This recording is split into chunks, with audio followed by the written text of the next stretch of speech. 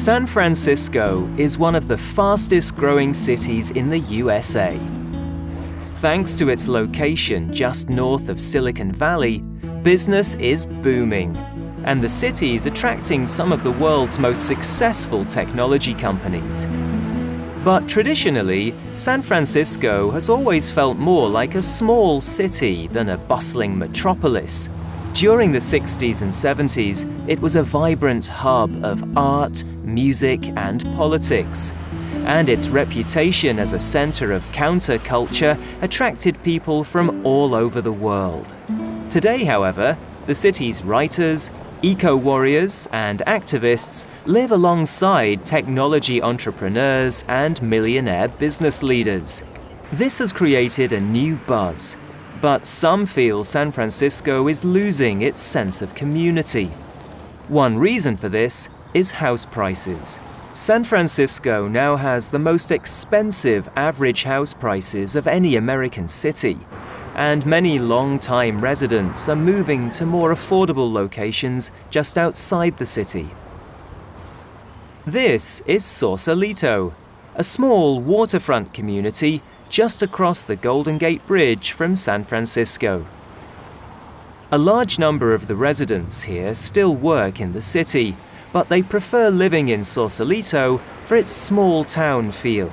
However, thanks to this influx of new residents, the house prices here are rising too, with the average Sausalito house costing more than $1 million.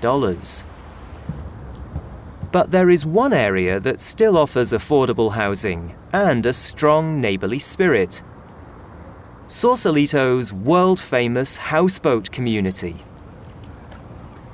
Here, right on the dock of Richardson Bay, there are 400 floating homes across 5 purpose-built marinas. Residents Carl and Joan have both spent many years living as part of the tight-knit Sausalito houseboat community. I've been here 41 years, over 41, since 74.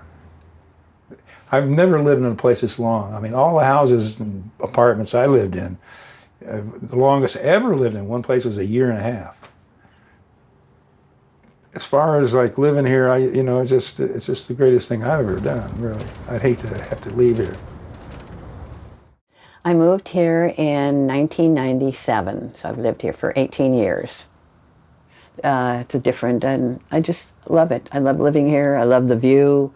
I like the people, and there's just a great sense of community here that I really enjoy.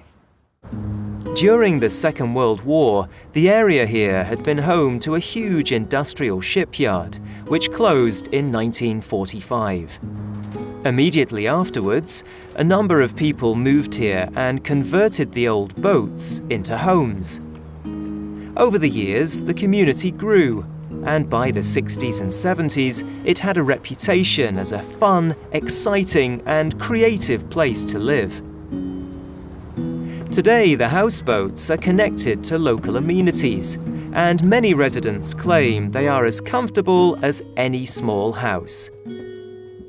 Well, there's so many different types of houseboats. They all look pretty different, and some are extremely modern and really lovely. Some need a lot more work than others do, and then most of us are kind of sort of in between, where there's always something to do to make it better.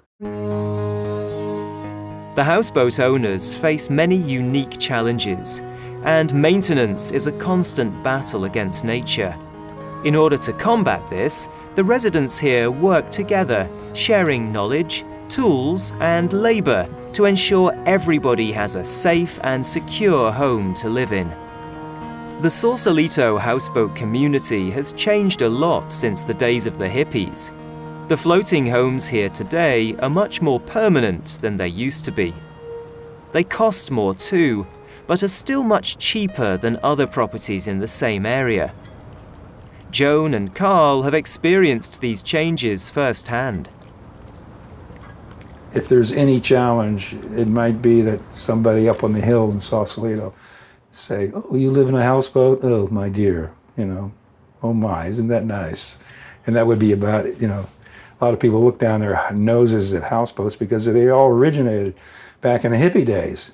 You know, people are out here doing hippie things, and of course the people on the hill, the moneyed people, didn't like that at the time. But they're coming down now, out of the mountains, and they're living all over here. These guys are millionaires. A lot of these people that are buying these boats now are literally millionaires. There's 4, 5, 6 on the stock, and it used to be all poor people, all artists, all, you know, photographers, painters, writers, musicians. But it's mainly, the community's pretty tight. It's much tighter than you get in the city, because people don't know each other. In a big apartment house, you don't know the people living down the hall, really. But around here, everybody knows everybody. And can we look out for each other? So even if a lot has changed here, the Sausalito community has worked hard to preserve the neighborliness and creativity that has made it such an attractive place to live.